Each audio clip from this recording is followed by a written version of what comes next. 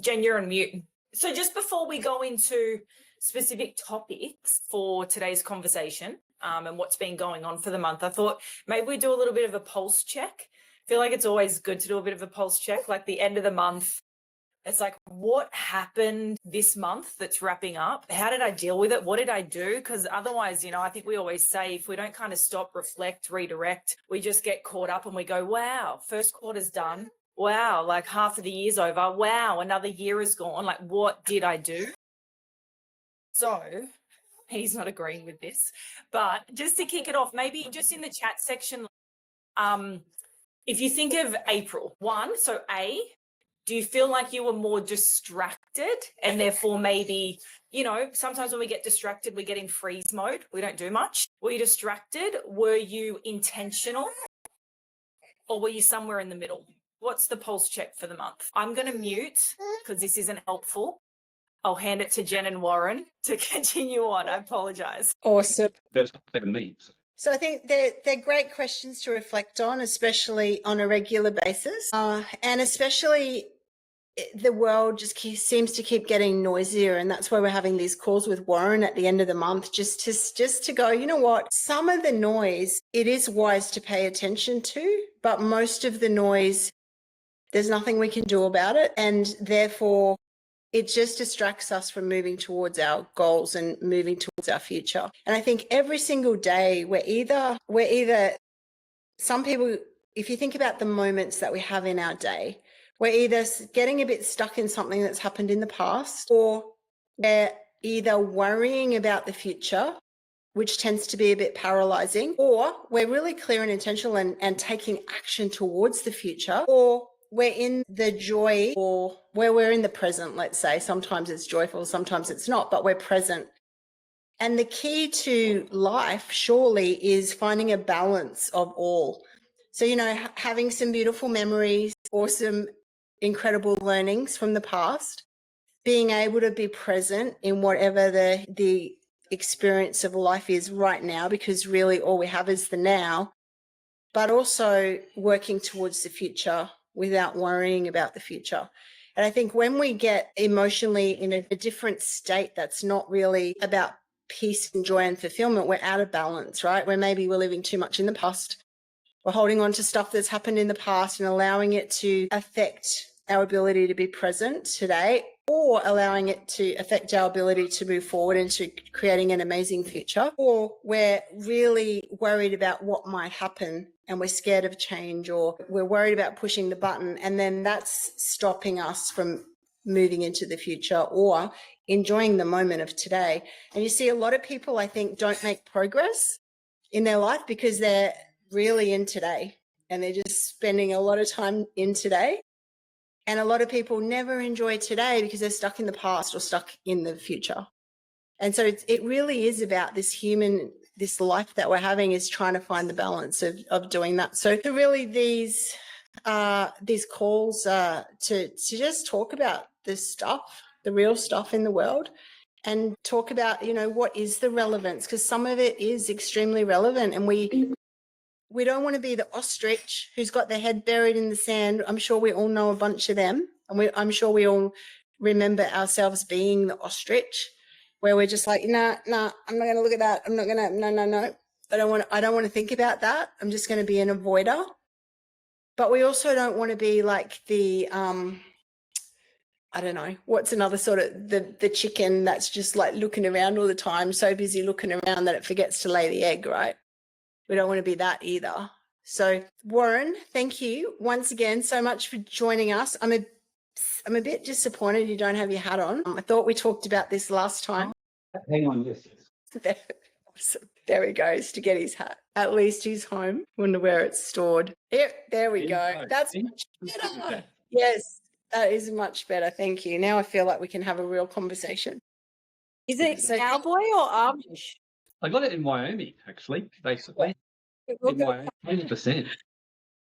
So, Warren, let's talk about what's gone on in this last month. I mean, I know we've had, obviously, there's still the war, there's still the fuel crisis, there's still the cost of living, like, it seems to be going through the roof.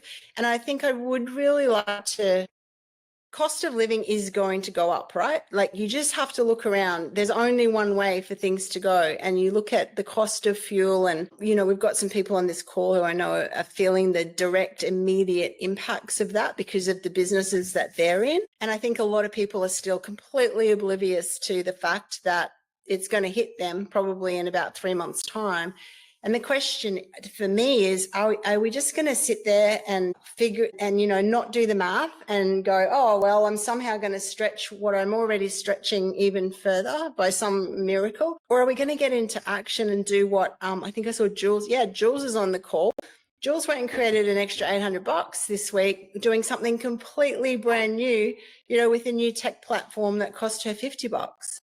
And so it's just the most beautiful example to me of going, well, shit, life's presenting some shit and what can I do about it, and getting into massive action straight away. So what do you think, where are you at, Warren, with the state of the world at the moment, and what priorities we should select out of it, shut down the noise and focus on? Look, I actually had that conversation the other day with someone, and we did a podcast last night, Jen, me and Stephen, on this, and I was giving this example a week ago in a cafe sitting with my sons, where we got talking, and you know, to what extent do you really need to speak the voice of negativity, and to what extent do you be positive? Because getting up and being a prophet of doom isn't a lot of fun, and it's much more fun to get up and just say, hey, everything's going to work out well, you're going to manifest some really good stuff. And I remember said to them, the example I'll give you, so let's just say that we're out on the road and we're driving, and it's late at night, it's getting quite dark, and then by sheer good fortune, we discover the bridge has collapsed and we're about to go over it, and we would have gone straight into a ravine and gone to our death. So we go, shit, so we stop. Now, what could let's just say that we know we're going to be okay, we can go back. So we might go, well, fuck this, let's just go back. And meanwhile, people come on, and by then it's a bit darker, whereas we're fortunate enough to get there when it was still twilight, okay? And we're in a remote country road. Now, we've got two choices at that point. One is to basically go, oh, that was good, let's just find another way around. And meanwhile, people come at night and go over to their death in the ravine. Or we might go, well, we probably should warn people. So we might go, and let's just say that you're driving your car, and next minute you see these two crazy guys riding out going, stop, stop, stop. What's your first reaction? You probably go, shit, maybe they're going to rape me. Maybe you're going to beat me up or get into my car. So you might stop, or you might just drive straight through. The point is, we might be going like, we've just got to warn people, we've got to do something, or we've got to stop this.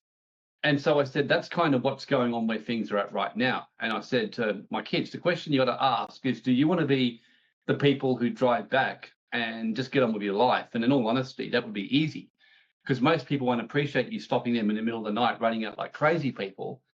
Or are you going to do what you know is right and possibly save lives? And I'm not saying but people choose either way. I'm saying you've got to ask yourself, where are things at? And it's always good to get rid of the conspiracies and get to the facts. And so this is what I started doing last, over recent months. So for example, I've got a few points here. So what are some of the things going on right now? I'm going to summarize them all and then we can discuss them. One is, of course, whenever society breaks down, with greed and corruption and morals break down, and you no longer have a religion and cultural identity, you're going to have a problem. Australia, those of you who are around 25, 30 years ago would remember the days when any government tried to pass and do the kind of shit they're doing now, the church would have been up in arms. Mark Latham, still to this day, says the biggest mistake he ever made when he was a dead set winner for the 2003 election against Howard, and he lost because he took on the church and tried to bring in laws to crack down on hate speech and freedom of religion. So this was like only 23 years ago. Like literally it cost a guy an election. And countries that have and credit to them, most Islamic countries have a clear cultural identity. Iran, as soon as they were threatened by that, they cut the internet off, they killed off their political dissenters, and they put their religion first, and the women have to do what they're told or they suffer severely. Now, we may say this is horrific, which it is, but they have a cultural identity, hence they're a strong country. Australia, we're talking about a country that was once a great country. And I talk about Australia like an Instagram model who's grown up with privilege from the day they were born. That's how I describe for white Australians like us, you know. And I know I'm starting to sound like I'm woke, but hear me out here. Basically, we've grown up basically with a lot of privilege in a beautiful country. Like our idea of suffering is like, oh, I couldn't get my Botox this week, or you know, my shopping order isn't working, and no, my new camper trailer has run out, or whatever. So that's third world suffering that we've experienced, or like, no, I've had a really bad week, and you know, I can't afford to, you know, basically go on that holiday and stay in the penthouse suite like I used to. I'm going to have to stay somewhere else. And then we've had our beautiful like houses and our beautiful beaches. And even if you don't have a lot of money in Australia, as my ex-wife, who's still my business partner, Grace, who Jen knows, said to me, she said, you know, she said, Australians don't know suffering because she grew up in Philippines where she slept among rats. She was beaten incessantly by a guardian at age 5 after her mother disappeared to Australia with a mail order bride without telling her why she'd gone. So for 3 years without a mother, getting beaten, finally gets to Australia and gets molested by her stepfather for 3 years. She then, so now for her, everything in her life is a privilege, you know, having a house and living in it. She's grateful for it. Like probably one of the happiest, most grateful people I know, considering what she's been through. Like, cannot be more blessed with having her as a business partner, mother of my kids, and all that kind of stuff. So she keeps me in check when I start to get entitled. And every now and again, that little pole dancer in me comes out and thinks the world owes me a living. And so Australia, you know, we've got that kind of that thing to deal with, you know, and we've grown up with beautiful beaches and that, but now we don't have a cultural identity. We're kind of assuming that things go on as they are. The thought Australia could ever be invaded doesn't cross our mind, you know, whereas we have been effectively taken over with our assets now. Our cost of living has gone through the roof. Everything that we were saying for years, Albo's now come out and said they're backing down on negative gearing and on housing. And so, and getting better CGT discount for old housing to get people to buy new housing. You've then got the hate speech laws which are coming, and which in the UK, and you just got to look at every time that hate speech laws come in anywhere, why would they pass it? It's always been basically to quash political dissent. In other words, we want people to, by and large, follow the agenda of whoever's in control of the show. So Australia isn't a democratic country anymore. We're just not. And hate speech laws in the UK are now seeing people get fined. Laws get weaponized against people. It means that people who own houses now, and I last night in the podcast, I said to all our clients, and I gave them the 4 stages of where people are at. And I said, if you basically live in Australia and own assets, you've got to make sure your assets are protected, especially because hate speech laws mean you could post about how pissed off you are about Islamic immigration, as a girl called Chelsea did, or Jordan Brewster in the US, or others, and next minute you're fined or worse, put in jail and lose your liberty. And you're fined under hate speech laws. And then there was a case in New South Wales lately. Now, hear me out on this one, because she got convicted with child porn, but you've got to actually read the story of what she did. She was a literary author who wrote the story of an older guy who had an 18-year-old girl. And then there's parts where he used to say he fantasized about her when she was a teenager, and then, but never says anything happened when they were an adult. Now, again, obviously a bit on the edge. The point is, she got arrested for it, she got convicted, and she's now a sex offender. Now, keep in mind that people in the Epstein files have done 1 million times worth, where they genuinely abused kids and did horrible stuff to them, whereas a lady just wrote a really silly book, but she probably didn't think too much about before she released it. That was her crime, basically. And so we've got that kind of stuff going like that where it gets weaponized. And the question you have to then ask, like they would have done in the Dark Ages, was, am I going to be on the right side of the witch hunt and shut my mouth about my herbalism and my mysticism, which is what women had to decide in the Dark Ages, or do I still do this? But no, I'm going to be on the barbecue tonight on the menu if I do that. And that was what women had to decide in the Dark Ages. What side of the witch hunt do I want to be on? Do I want to be the one who speaks out and knows that there's a chance I'll end up on the barbecue, or end up being kind of put in some kind of room interrogated, or I just shut my mouth, go to Catholic church and do what the fuck I'm told? And that's kind of where we've come to now. Hate speech laws show that if you're going to speak out, and you could be writing on vaccination, or as people are discovering in the UK and even WA now, people write some strong social media posts, next minute police are visiting at the doors. This is happening right now. It's happened in the UK for a while. It's happening now in Australia as well. 100% of the time, socialism. I mean, And what really is interesting is that the other day, I put a meme up about socialism, about how, as Margaret Thatcher said, socialism is great, we want to people's money. Like, hammered by people. Like, I had people saying to me, just look at New York and how well it's working with Mandini and it's thriving and all that. And as I said, I just said, as I said to you, it's great while other people got money. So Mandini is now suggesting that they try and force people not to leave New York, and if they do, they give up their assets.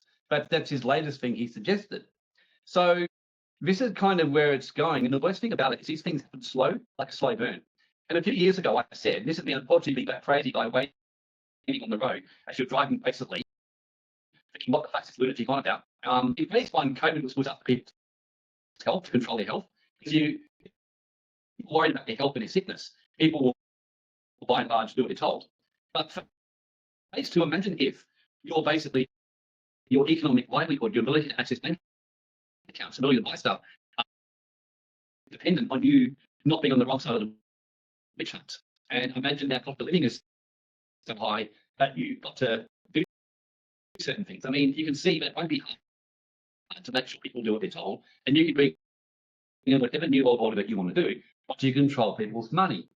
So the question is, how do you deal with something like that, where it's heading? Because this thing gets pretty dark. And I said last night to everyone, I said, in COVID, how many of you in April 2020 wish you'd taken immediate action then if you knew what you knew now rather than wait 18 months? And everyone's going, yeah. I'm like, right. I said, in April 2020, you could have done a lot with COVID and protect yourself, which, a few people did.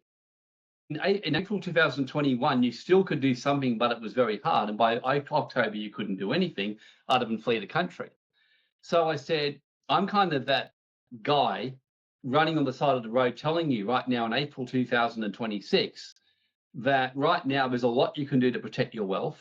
If you've got a house worth $1 million, $2 million, just one social media post that you say that pisses off the wrong person, that puts you on the wrong side of the witch hunt, you're going to be up for hundreds of thousands of legal fees to avoid going to prison as well as fines. Now, you want to be protecting your So what? have your offshore accounts, and then after that, you get on with life and then just enjoy it knowing you're secure. Sorry, Jen. I just want to create some clarity here, because I think obviously the reason that they've brought in hate speech laws is because we're not a democratic government. We're not under a democratic government anymore, and they want to completely control the narrative and what people are saying. And most people's first reaction, like as you're talking, I'm like, shit, I better, like anyone who goes to my Facebook page, I only use Facebook to whinge about the government, right? That's the only thing I do on there. So like my first reaction is, shit, I really should stop doing it. And then it's like, you know what? No, because that's exactly what they want. They want us to all sit quietly and not complain and not say anything. And that's how we very quickly end up in a really bad situation. And so what we need to do is do what you're saying is, no, actually better off to make sure we don't have assets in our own name, make sure that we do have proper structures around everything so that they can't, we can't lose what we have. Yeah, you've nailed it. No, look, basically, I love what a billionaire friend of mine, Jen, said, who's a very awake guy. Guy called Graham Daniels, he helped me out as a favor and did a podcast recently. He said, do whatever it takes to secure what you've got, have your offshore plan B and your structures, and then after that, just get on with life, love your family, love your work, love your kids, love your partner, and live an amazing life. In fact, funnily enough, everyone who's been seeing me lately, and you guys can't see me properly, but people said, you look so good right now. Even yesterday, and they said, I've lost weight. I've lost about 4 or 5 kilos of body fat. My level of fitness is through the roof. I'm in exceptional health, almost perfect. And I said, well, I'm actually a really happy person at the moment because I've accepted where things are at. And it's a bit of a funny story, Jen, because I was having liver problems for a long time. And about 2 months ago, once I just did the detox and accepted I was pissed off with where things are at, and I started being an absolute shithead to everyone around me for about 6 weeks, I noticed my health got incredibly good. And I realized eventually, okay, well, I'm not particularly happy about things. And then once I processed it, I'm like, great, well, what's my next approach to life? And it's like you're saying, it's like, I'm actually saying the opposite. I'm saying, it's like once you got your car insurance policy, although no one wants to crash their car, you think, great, no one thinks about, shit, I hope I don't crash my car. Whereas if you don't have a car insurance policy, it's in the back of your mind, like, I really hope I don't crash my car. What I'm saying today is a positive message. I'm saying you want to live a fun, good life, but yeah, it's good to know the truth. It's like if I've got stage 4 cancer, I don't want someone to tell me, "Oh, no, you'll be fine, mate. Just trust in the universe and you'll be cool, dude." I'm like someone saying, "No, you've got fucking stage 4 cancer. You need to take some action." I go, "Oh, shit. Really?" So, question, because I think it's my Yeah. biggest frustration if I spend any time in the day frustrated, which can some days be quite a lot, if I'm honest. Because I see the potential of humans to create change, and then I see most humans not create change. So even though the writing's on the wall, so I see people sharing on social media or complaining in private conversations that the government's doing this and all this is awful and oh my gosh, the cost of living's gone crazy and all this stuff is happening, but they're not doing anything different in their time than they did last year or the year before or the year before. Their 24 hours is still spent in the same way. They haven't learned anything new. They haven't implemented any strategies. They haven't increased their income. They actually haven't taken any steps to do what you're saying. They haven't purchased the car insurance. And so their ability to be present today and be joyful and peaceful and feel fulfilled is taken away from them because they haven't bought the car insurance. So they're driving the car going, oh shit, I hope there's no crash. And of course we hope there's no crash, but at least I can drive the car more peacefully knowing I have car insurance than the feeling of if someone hits me from behind, my gosh, like how am I going to afford to fix the car? What do you think? My question to you is why don't people take action to create change, and can we do anything about that? Actually, a brilliant question, because I'm a big believer in psychology and I study a lot of that, Jen. Look, naturally, when you're overwhelmed, what do? Like, for example, and I'll go back to basics of mental health 101, what they taught me when I did grief counseling when my wife died a few years ago. Let's say your distress tolerance of things you can cope with is a 7 out of 10, okay? Let's just say that you're generally based around the 3 or 4, and then you go shoot up to a 7. What do?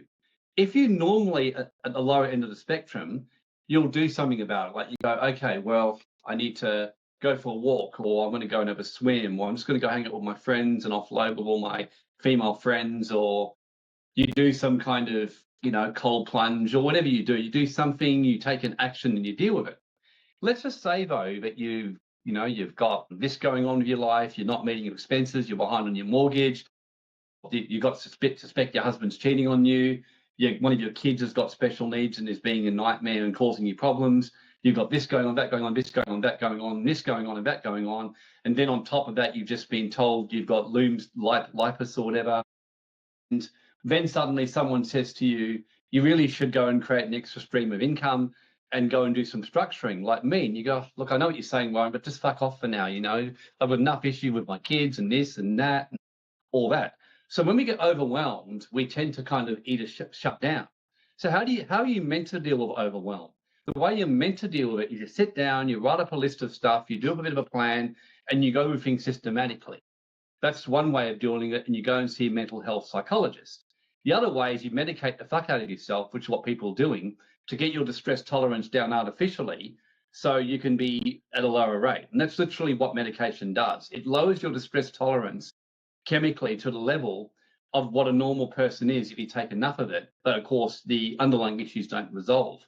So I think people are just overwhelmed. I think people have got time. And the best way to think of it, Jen, let's say that you're trying to get 2 big rocks, and we do an exercise of this where you get a glass of water and you have lots of sand in it and you try and get 2 big rocks into it and you can't.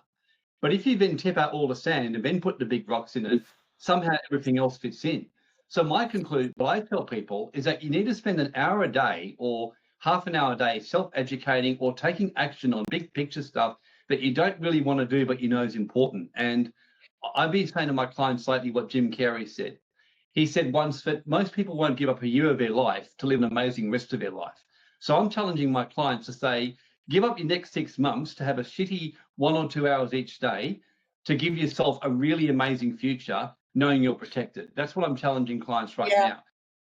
Give up the next 6 months of your life and have a really shitty time doing shitty stuff to get your life better. Yeah, that's what Nick and I always talk about in our programs is overwhelm always comes from lack of clarity. Always. So anytime we feel overwhelmed, we have to go, okay, where's my clarity missing here? Because when you're clear, when you're really focused and when you know exactly what you want, then you know exactly what to say yes to, you know exactly what to say no to, and there is no overwhelm. So the presence of overwhelm always indicates the presence of lack of clarity. Yeah, I agree. And look, overwhelm isn't a bad thing. It's like when you go to it, like for me, when I first started pole dancing, there's no way to gradually do pole dancing. You're either climbing a pole or you're not. So my body was well and truly overwhelmed. Like for 3 months, I'm not kidding, my shoulders were fucking wrecked. And I used to say to my pole dancing teacher, does this ever get better? And she goes, it actually does. And then one day I woke up and I stopped feeling wrecked in my shoulders. You know, I like giving pole dancing examples. One day I'll give examples of being a stripper, but sadly I'm not one of those yet. It's such a great example, Warren, because when we're in the space of learning something new, we do have that feeling, right? Your body was having that feeling like, because, but then once all the neurons connect and it becomes it's now, oh, now I know, now I get it, now I know that, then that feeling goes away. But, you know, I think that one of the problems we have in the world right now is adults have forgotten their capacity to learn new stuff. And so they just go, I don't know that, and face the other way. I don't know that, and face the other way, you know, and they've just forgotten, and they have these massive big brains because then these are the conversations we need to have. We've got to remind ourselves that when we step into a space of learning something new, like when you started pole dancing, every time I go for a horse riding lesson, I basically feel like I'm useless again. And I'm very much not, but I'm pushing to the next level. So of course, I'm not going to just do stuff that I already know how to do, right? I want to do stuff I don't know how to do. So I've got to have that awkward, I don't know what I'm doing feeling. Same as when someone sends us a video to watch and we watch a video and we go, oh my gosh, my brain, it feels fried. Of course it does. So listen to it 3 times. And on the 3rd time, it's going to feel less fried. Like that's just normal. And I think it's like adults have forgotten that they can just learn new things, like learn it, practice it, learn it, practice it. And we take steps. Well, it was like when I first started learning piano. I mean, I was a classical music pianist for years, but I used to watch, you know, wistfully all these superstars play rock and roll piano, and I always thought I'd love to do that. And then one day I thought, I'm going to learn rock and roll piano. So I started studying it in blues, but I would get overwhelmed because I was used to reading music, whereas rock and roll, blues, and contemporary piano requires you to be able to be on the spot. And I remember for about 6 months, I'd get so frustrated, I'd often hit the keys and scream, and then my mum would come running in and go off at me. But I kept going, and most days I feel overwhelmed. I'd practice. And then one day I was playing and something happened in my brain. I remember the day, the neurons connected. And I go, oh my God, I know how it works. I know how contemporary works. And I went and I excitedly listened to Elton John, and I started playing the song just from the record. Back then it was records, you know, and CDs. I was going, I can do it. And it just literally happened like that. But it was because I put the time in. And even now, like my newest thing I'm learning, because I thought I need another new thing to learn, I've got 2 things. One that's overwhelming me. One is I'm learning to build my awakening within, you know, more esoteric business on mystery school. I've been working on that, which at times gets overwhelming. The other one is I'm doing my first stand-up comedy routine amateur next week. I've been wanting to do it. So I'm practicing to go live and do stand-up comedy. And again, that's requiring a whole neuron shift and a new brain and practicing and things like that. And so I agree with you, Jen. You know, like I would say to everyone here, you want to be learning a new skill. And if I can share the screen, I can even show you something really cool, which I've done, that's made it so much easier for people. I've actually broken it down into stages for people. So if you give me 2 minutes to share a screen, is that possible? Yeah, Nick, Warren, co-host. Yeah, that should be fine, Warren. Let me know if you can. Otherwise, I'll change a setting on my end. Yeah, because I'll share some PowerPoint. It'll take literally probably 3 minutes, but it will just give you a bit of an idea. It was from last night's podcast, but will hopefully help everyone not get overwhelmed. Yeah, awesome. While you're doing that, Warren, can I just share just some notes that I've just written down, which I think it was just such a great conversation, some great takeaways there that we can not just listen to and go, that sounded really good. And then we get off the call and we forget actually how to take that information and use it in a really powerful way for ourselves. But with what you've both shared, Warren and Jen, is overwhelm being a big one. So clarity will distill and break down overwhelm. It always does, but dump it all out. Dump it all out. And I think the question with your analogy, Warren, which I love with the rocks, like in the jug of, you got water, you got sand, you got rocks. It reminds me that there is always an order of things. So what are our priorities? What matters most? What is the big rock? What is the needle mover? And if we're honest with ourselves, sometimes we're doing the sandy bits, all the other stuff and filling that first. So what does come first? And then when it is new, this is really simple. We're just going to fucking suck. I think we just have to be okay with sucking for a little bit, with the ego being hurt, with feeling a bit cringy, with feeling a bit embarrassed, with feeling a bit scattered. You kind of got to go through this part of sucking to get good at something and acknowledging that, hey, that is actually okay. And then the third thing that I've written down is actually just car insurance. Because when you were speaking about it, I know for me, and let me know, ladies, if you agree with this, when I have the right foundations, and what I mean by that could be the support system, which is the network that I have around me. So the conversations, it could be the structures. So, ensuring nothing's tied to my name, ensuring I have the right financial structures in place. It could be the safety net. Like Jen and I always teach within our program, women should have at least 100K cash runway in case an opportunity comes, in case something hits in life. When those things, which I think are the car insurance, are in place, I've got more courage. Like I've got more risk tolerance. I've got more creativity. Like it frees up my creativity. It frees up my ability to step into a little more risk. And we need to be tapping into those things in order to create the life that we want to create, in order to have a very sovereign life. So the car insurance is sticking in my mind right now. And I think a lot of women don't have their car insurance in place when it comes to how to live a sovereign life. So there's some of my notes that I've just taken away, but just want to say big thanks. That was super helpful, that whole conversation. My pleasure, Nicole. Can you see the screen? Can anyone see the screen? Just out the PowerPoint? Yeah, that's good, Warren. Can see it. Yeah, I was going to, there's a lot of slides. I'm not going to do all of them. So all I want to do, this is what made my favorite quote, that the best time to plan for difficult days is while it's easy to do it. So right now is still the time you can do something. It's not so easy as it was. So so basically I'm predicting 12 months from now, you're not going to be able to do the things you can do today. I think it's going to change a lot. The insurance analogy is the one that we gave. So I'll show you the 4 what I call categories of people, and then the 4 basically action plans for you to do. So you can work out what is your action plan. So I'm going to make life very easy for you. So option 1 is to do nothing. Just 2 ticks. Lauren, can you mute, please? You can just hear background noise, if you don't mind. I just can't mute you. We can hear Warren. Okay, good. Option 1, which hopefully is no one here.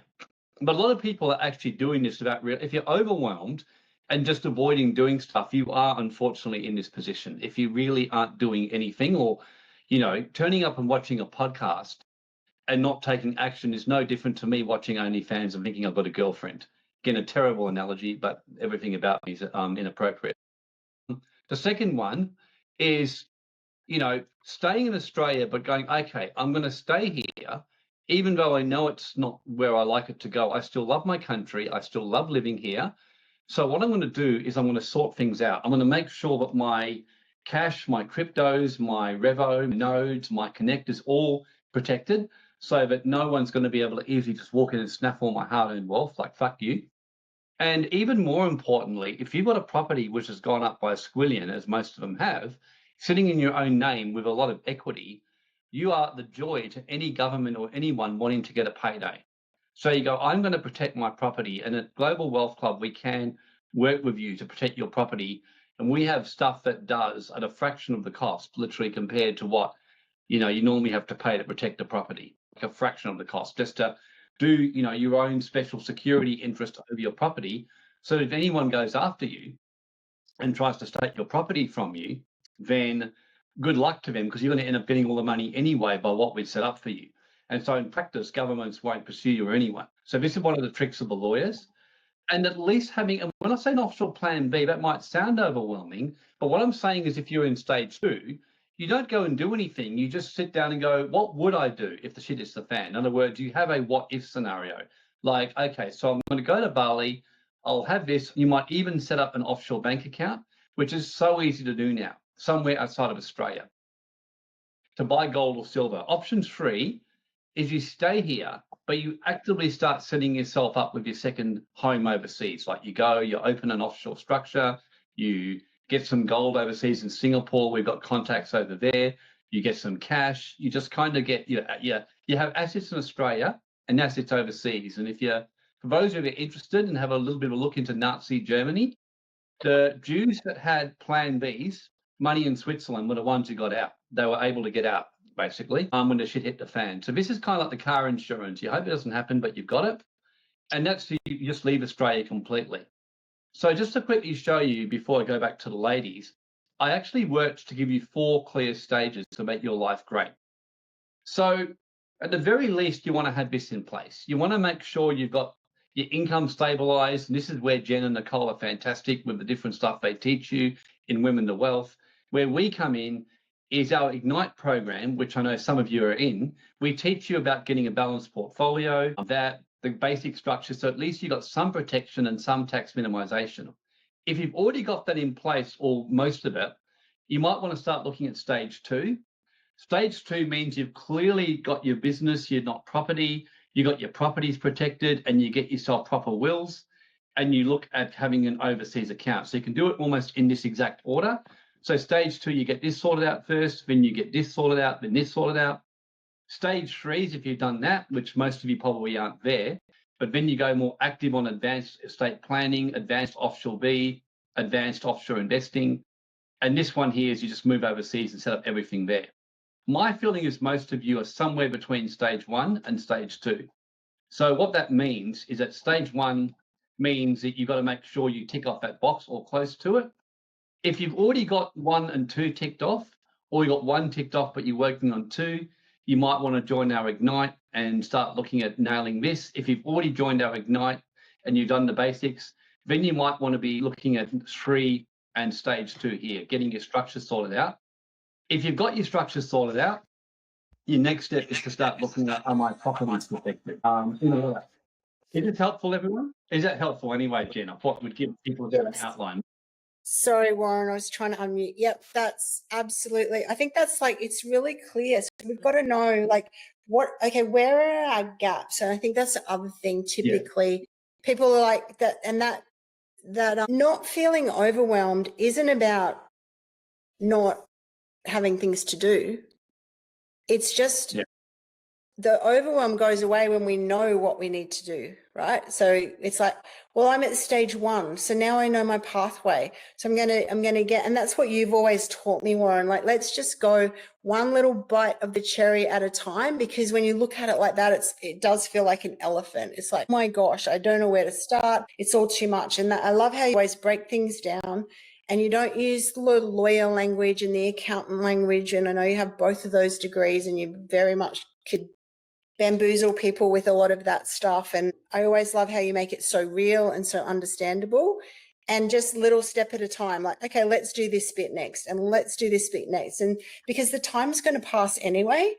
And so we get to choose whether in a year we've done some of those steps, or we're in exactly the same place because we kind of buried our head in the sand and hoped that someone else is going to fix all this shit that's going on in the world.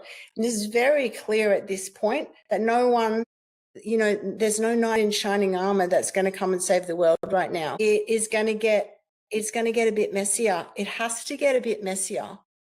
And I think the reason I think it has to get a bit messier is because people are too happy to look the other way and just there's so much evil going on. You just have to look. I've been sharing on my stories a lot of the stuff around child trafficking and pedophilia and all of that sort of stuff. It's like something like 1 in 5 men participate in online child porn. It's like, what is wrong with this planet. Yes, they're the statistics, and it's disgusting. And it just like we've got and while if we're too overwhelmed and busy and but we've got time to go for a latte or whatever, like that's broken. So I think the pain needs to get worse. We're going to need to feel the mess of this. People are going to need to get hungrier and more disappointed before they're willing to change it. Because it's like what you explained before, Warren, our number where things are bad enough that we're willing to change is maybe a 7 out of 10, and we're probably at a 4. And so I think we should get ready for it to get messier, and a lot of people don't want to have these conversations, right? Because it does feel like, I don't want to talk about this. It's much easier to, post pictures. No. And, you see on social media is always such a great gauge, right? Like you see, if I post a picture of my hairy cows, it just blows up. But I post a picture I post a thing about child trafficking, it's like crickets. Like, okay, interesting. But so I think it is going to get tough. But we can be prepared. And those who are prepared are not going to feel the toughness as much. We're just not. And not only is it not all doom and gloom, those who are prepared are going to come out on the other side incredibly wealthy and in an incredibly good position. There's this real negativity around rich people that's happening right now as well. It's like, it's all the fault of the billionaires. But, if that's what we really think, then why don't we become billionaires and prove that billionaires can do good? Because there are plenty of billionaires that do good, right? But why don't we become one of them? Become a multimillionaire, become a billionaire, and we can go out, because more money just means we can do more good. So we have plenty of choice and so much opportunity. And again, I think Jules had to get off, but I just go back to Jules. She's so inspired me this week, because I think if you can buy a new AI program and you're a self-confessed tech tard, like Jules puts herself in the same category as me, a tech tard, and you can turn it from, you can pay $50 and by the end of the week, you've got $800 in your bank account and your AI thing did it all. I mean, it removes all the excuses, right?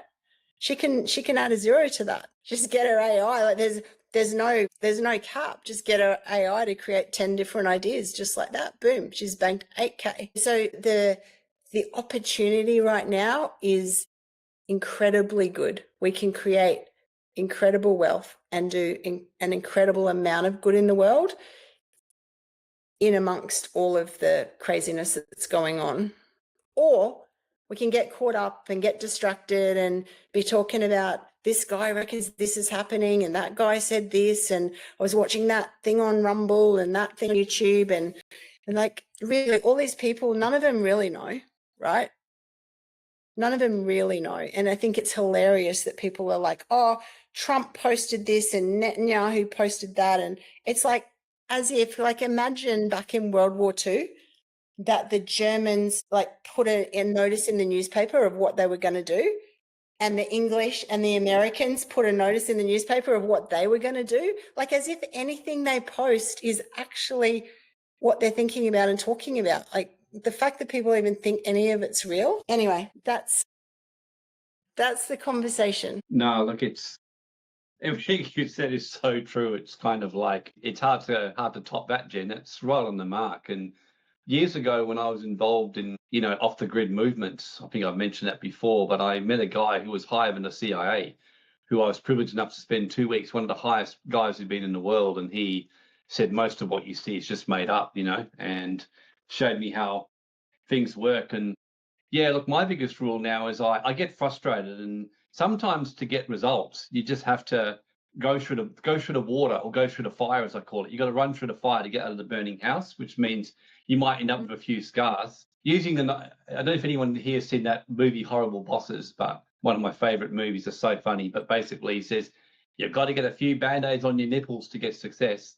In other words, the point I'm making is that if you really have spent most of your life in a job, or if you spent most of your life in business where it relies on you, then you moving into something different, it's a whole new skill and it's going to be overwhelming. It's like the first time you go to a gym or the first time you started work as an engineer or as a teacher in school or whatever you do. It's overwhelming until you get used to it.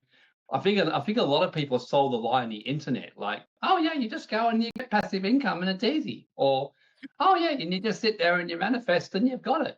Whereas it's a little bit more to it than that. You know, you might go, right, well, would it be good for me to do investing? Yeah, okay. What's going to be the best thing to do? A, rely on some dude or dudess doing Instagram reel saying, hey man, this is so easy, you know, I just got an AI program and it's making me $1 million a week. Or are you going to get some basic education and go, okay, I hate admin, but I am going to learn about money, because if I have more money, then I'm going to be, you know, if I understand money better and have more of it and more from investment, I'm going to be able to work less in future and make my life a bit easier. And the example again I give was that I was sitting with a friend from school the other day for dinner who I hadn't seen in years. And she's had crippling arthritis, which she's just getting over through medication and other stuff. Our two stories are similar, but different in how we approached it. I started getting severe arthritis 10 years ago, I think around the same time she did. I shat myself and thought, well, I can either ignore this or get to the root of it. I studied Louise Hay. I did affirmations. I did some energy work on myself. I did some yoga. I went on an 18-day juice fast using the Tolman arthritis cleansing, using Kabbalah juice fasting and various stuff. And over 90 days, completely fixed my arthritis. Lately, when I was having liver problems last year and constant infections, went on for months. In the end, I went on, did a very annoying cleanse, like Jesus for weeks, did daily workouts, HIIT workouts. This morning, all my friends reckon I'm crazy. I've been doing this for months. I got a cold plunge, going 6 degrees Celsius ocean in the middle of winter, or in my cold plunge. I was doing cold plunge this morning, 6 degrees Celsius. And I found by doing that with hot water, incredible recovery. My health's never been better, you know, like literally great. But it's not because I just magically did stuff. I put the work in. So even though I still hate doing that horrible cold plunge, I enjoy the results afterwards. So what Jen, Nicole, and I are really saying in summary is that if you really take action in what we're teaching you, it's going to get pretty shitty at times, and you're going to hate us for it and hate doing the stuff you're doing.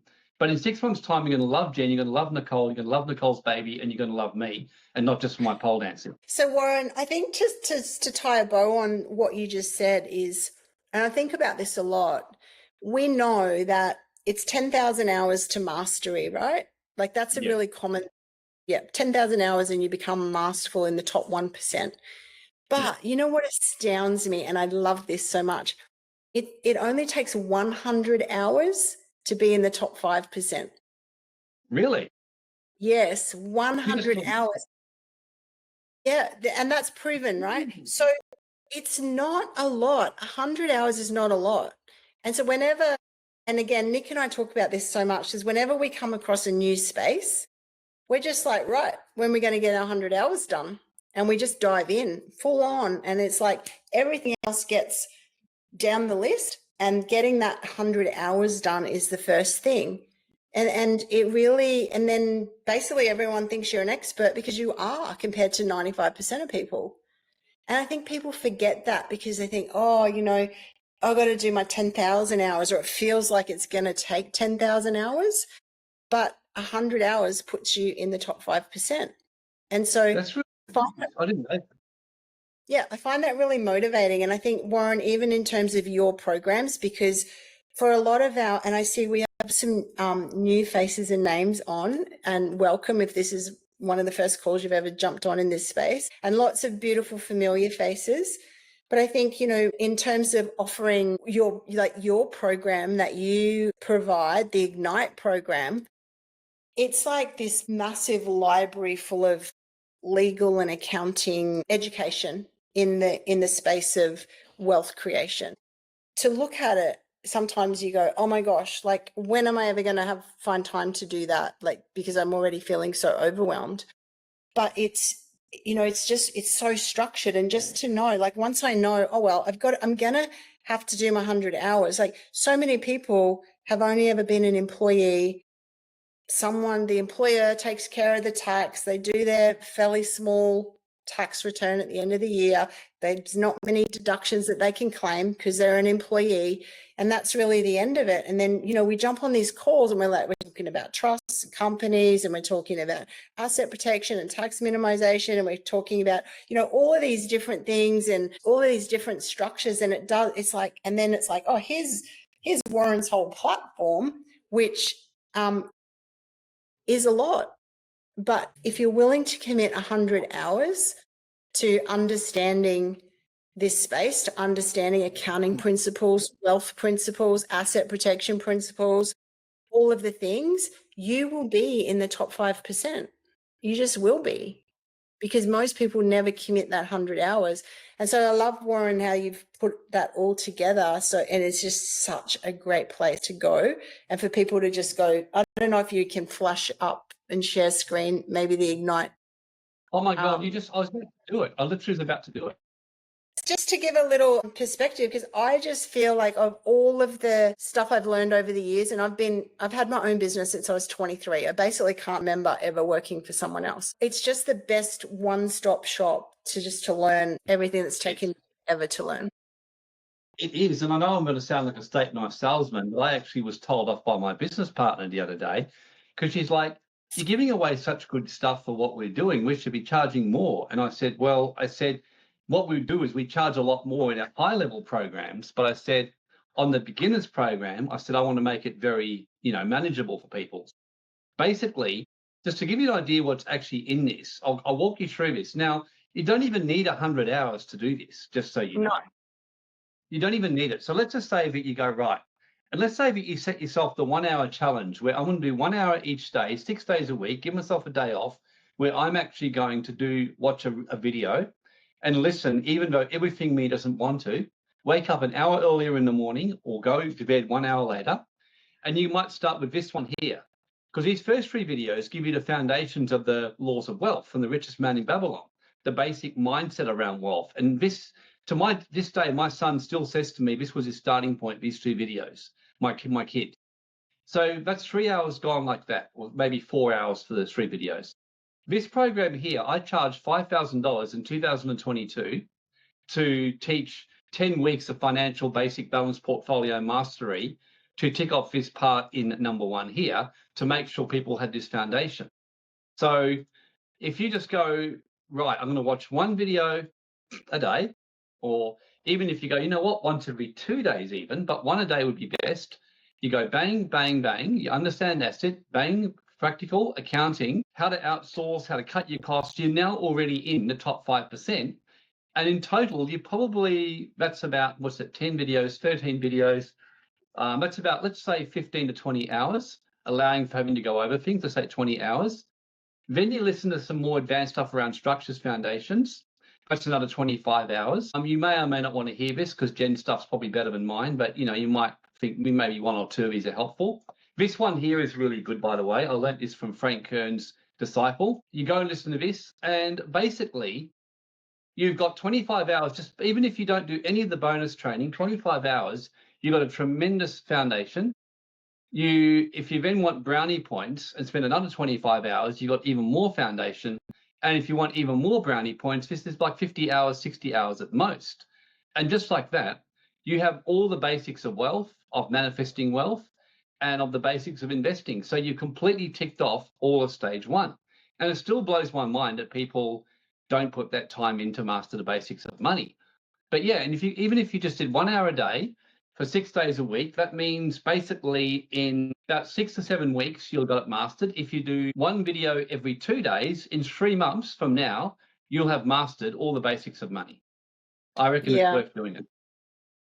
Yeah, it absolutely is. So it is super achievable. Yeah. So Warren or Nick, do you have our combo? Yeah, that's perfect timing. Hold on. Let me share, ladies, because for this call, which we do every month, we wanted to put together between Jen and I at Women to Wealth and Global Wealth Club a pathway Like, how do you start? I think we should call it your car insurance. Like, what level of car insurance do you need? And really, where do you start? And so if you want to dive more into this and get serious about how do you build, I mean, Angie just said there, you feel so much more grounded and safe. And that's what clarity gives us. That's what being informed, getting educated, the 100 hours gives us. So I think it's just a question of when do you start the 100 hours? So these two programs that we've put together include the Unbound Blueprint, which is one of the courses in Women to Wealth. And it would be, Jen, you'd probably agree, it's the most practical program that we've ever put together. And it is really about steps to sovereignty in a very practical way. So we look at 3 different areas. There is inner sovereignty, there is financial sovereignty, and there is physical sovereignty. And you can't have one rocking and rolling without the others, right? Like they all really matter. What we noticed a lot is a lot of people talking about sovereignty and freedom, and there's great conversations around it, but the practicality of, well, what do I do? Like, what do I do to actually build financial sovereignty? How do I build a fortress around myself? Where do I start with multiple income streams? How do I diversify the type of income or currencies? What about inner sovereignty? Like, how do I stop being in freeze mode or like a deer in headlights when anything happens in the world? You know, how do I get solid? How do I get grounded? How do I get clear? And so it's a really, really practical program, but we've actually given lifetime access. So as long as the program is alive, you have access to it, which means you can come back to it and just commit to doing, it could be just like one step a week, one implementation step. And then that includes Ignite, which is what you've just gone through, Warren. I think this one here, the one-to-one wealth check, which I just want to say a massive thank you, because I think that having a one-to-one call to look at your own situation and having that as a bonus in this offer for free, you know, there are people you'll pay $500 just for an hour of their time. That's the value of it. You know, to have that one-to-one call is incredible. So I just want to say big thanks, Warren, to you guys and the team there for adding that into this offer, because it's incredibly generous for sure. Nick, can you scroll down, because it just says the total value there and that's all you can see? Sorry, so that's the total value, but this is actually what we've created. So it's half price. So you get the Unbound Blueprint and you get Ignite program and you get the one-on-one wealth check with a team member at Ignite as well. Can you see that clearly? Is that coming up okay? Yep, that's good. Awesome. Awesome. How do they access that? Yeah, I'm just going to grab the link. We'll send this out in email as well, just so that you have it, because we offer this this bundle just on this call every month. So this will go out in email with the replay, but I'll quickly grab the link now and pop it in the chat section as well. Is there anything you guys would love to just wrap up the call with for this month, just to tie a bow on this whole conversation, just while I grab this link? I mean, look, for me, it's just great that everyone's listening and all that. My summary is, yeah, look, I cannot say strongly enough that I'm the guy just before the bridge waving his hands right now.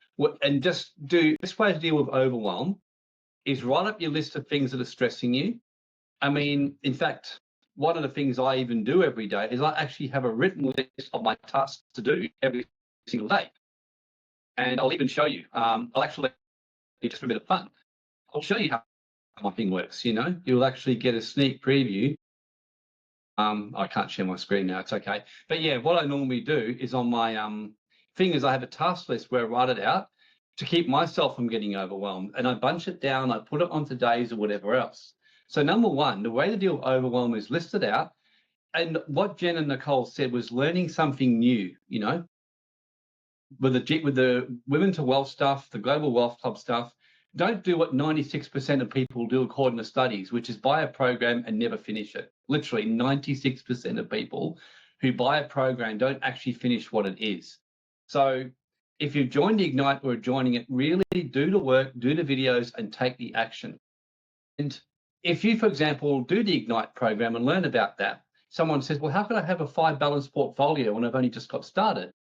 If you've got some cash and got some cryptos, you might think, well, I'm going to get some precious metals now. Or then you might, and then once you've got all that sorted out, when you go, now I'm going to get some shares. Let's say you've already got all that. You might go, you know what, I'm going to get my first overseas bank account or whatever else. So yeah, my biggest summary takeaway is take some action of some kind, really, and make it a daily consistent thing. You're better off to do 30 minutes to 1 hour a day than try and do 20 hours in one hit in a panic, burn yourself out and then do nothing for 6 weeks. Yeah, awesome. Okay, so I think everyone has got, did you say you put the link in the chat, Rog? I am just about to, a little bit slow on this end, but it will go out in email. I'm just trying to. Sorry. Okay. It will go out in email. We'll pop it in the group as well. Actually, You're here we the go. most important person. Got it, Your baby is got it your now. baby. Sorry. What's his name again? Cohen. Yeah. Cohen. There's the link. If anyone wants to click on the link, you can grab that there. Nick, what if someone on the call has already has the unbound blueprint? Do they just email us?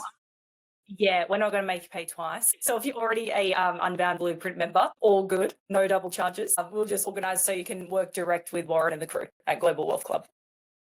So, and Nick, what's the best email to email us on? So hello@womentowealth.com. Super. Awesome. Excellent. Thank you, everyone, so much. And Warren, thanks you for showing up and remembering your hat. Thanks, everyone. Okay. Awesome. Take care. Bye. Bye. Bye.